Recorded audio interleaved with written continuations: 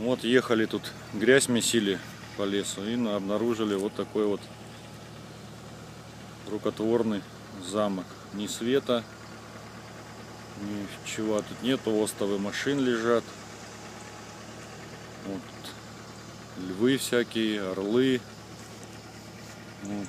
Там вот речка. Это вот грязь наша. Какие-то столбы привез. Ну, короче, какой-то отшельник здесь живет.